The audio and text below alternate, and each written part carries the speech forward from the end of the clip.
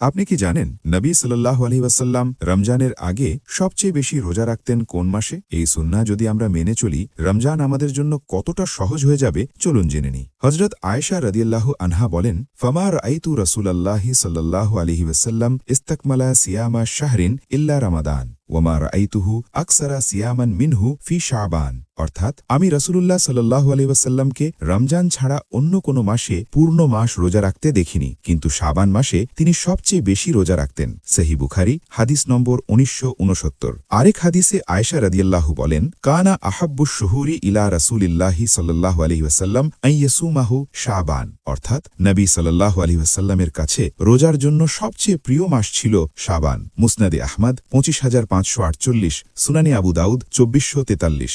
শাবান হল রমজানের প্রস্তুতির মাস।